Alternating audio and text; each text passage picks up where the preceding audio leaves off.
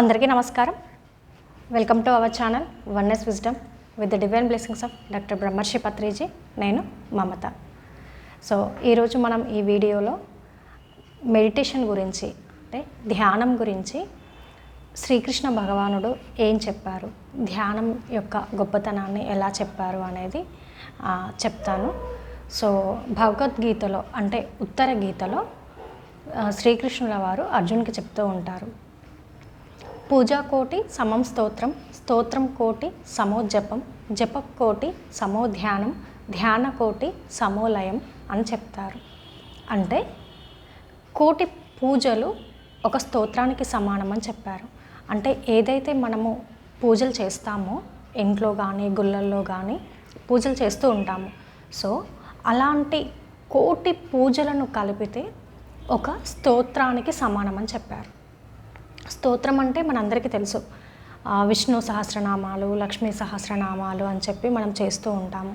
So ఇలా ఈ సహస్రనామాలు, ఈ 1000 నామాలు కోటి సార్లు మనం పూజ చేస్తే ఒక్కసారి సహస్రనామం చేసిన దానికి సమానం అని చెప్తారు. అంటే కోటి పూజలు అంటే ఆల్మోస్ట్ ఒక జన్మంతా గడిచిపోతుంది. సో ఒక జన్మంతా చేసిన పూజలు మనం ఒక్కసారి స్తోత్రం చేస్తే దానికి సమానం అయిపోతుంది. అంటే ఇక్కడ పూజ కంటే స్తోత్రం గొప్పది అని చెప్పడం జరిగింది శ్రీకృష్ణుడు. అండ్ నెక్స్ట్ వచ్చేసి స్తోత్ర కోటి సమోజపం అని చెప్పడం జరిగింది. అంటే కోటి సార్లు మనము స్తోత్రం చేస్తే ఒక్కసారి జపం చేసిన దానికి సమానం అని చెప్పారు. సో ఈ 1000 సహస్రనామాలు ఏవైతే మనం కోటి సార్లు చేస్తామో అవి ఒక్కసారి జపంతో సమానం. జపం అంటే మనందరికీ తెలుసు, మంత్రజపం చేస్తాము, నామజపం చేస్తాము. లైక్ ఆంజనేయ స్వామి చేశారు నామజపం, రామ రామ రామ అని. సో అలా స్తోత్రం కంటే జపం గొప్పది అని చెప్పడం జరిగింది. అండ్ జపకోటి సమో ధ్యానం అని చెప్పారు. అంటే కోటి జపాలు చేస్తే, కోటి సార్లు మనం జపం చేస్తే ఒక్కసారి ధ్యానం చేయడానికి సమానం అని చెప్పారు. సో ఏదైతే ఈ జపం ఉందో నామ జపం కానీ మంత్రజపం కానీ అది కోటి సార్లు చేస్తే ఒక్కసారి ధ్యానానికి సమానం అని చెప్పడం జరిగింది. అంటే ఇక్కడ జపం కంటే ధ్యానం గొప్పది అని చెప్పడం జరిగింది. అలాగే ధ్యాన కోటి సమోలయం అని చెప్పడం జరిగింది. సో అంటే కోటి సార్లు మనము ధ్యానం చేస్తే సమోలయం, లయం మీన్స్ మనం శూన్యం అయిపోవడం, అంటే ఆ పరమాత్మ స్థితి అని అర్థం. ఏదైతే మనం భగవంతుడు, గాడ్, మనకి మోక్షం సంథింగ్ మనం ఇలా అనుకుంటూ ఉంటాం కదా.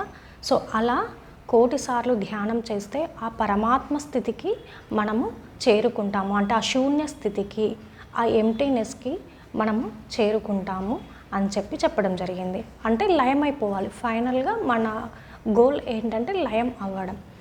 సో దీన్ని బట్టి మనకు అర్థమవుతుంది, పూజల కన్నా, స్తోత్రాల కన్నా, జపాల కన్నా ధ్యానం గొప్పది. ఎప్పుడైతే మనం ధ్యానం చేస్తామో, ఏదైతే మన లక్ష్యం ఉందో ఆ పరమాత్మ స్థితికి చేరుకోవాలి అన్న ఆ లక్ష్యం ఏదైతే ఉందో దాన్ని మనం చేరుకుంటామన్నమాట.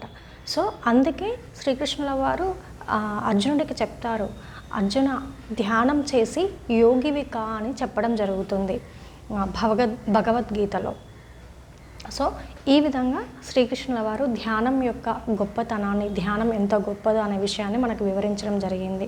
సో మనము కోటి సార్లు పూజలు చేసిన దానికన్నా, కోటి సార్లు స్తోత్రాలు చేసిన దానికన్నా, కోటి సార్లు జపాలు చేసిన దానికన్నా హయ్యెస్ట్ ధ్యానము, ఒక్క ధ్యానము చాలు అని చెప్పడం జరిగింది. సో మై డియర్ ఫ్రెండ్స్, మనం ఇంట్లో ఎన్నో పూజలు, వ్రతాలు ఎన్నో చేస్తూ ఉంటాము ప్రతిరోజు. సో వాటితో పాటుగా మనం ఇంట్లో పూజ చేసుకున్నా, లేదంటే టెంపుల్కి వెళ్ళి పూజ చేసినా కూడా దానితో పాటుగా కనీసం ఒక అరగంట, ఒక గంట మన పూజ అయిపోగానే కనీసం ఒక 15 మినిట్స్ అయినా అక్కడే కూర్చొని ఒక 15 నిమిషాలు, ఒక అరగంట అయినా మనం ధ్యానానికి కేటాయిద్దాము. సో ధ్యానం అనేది అంత గొప్పది అని మనకి భగవద్గీతలో శ్రీకృష్ణుల వారు చెప్తున్నారు. కాబట్టి సో ప్రతి ఒక్కరము మన పూజలు చేస్తూ ఉన్నా కూడా, పూజలు చేస్తూ దానితో పాటు ధ్యానానికి కూడా మనం టైం ఇద్దాము. So thank you so much.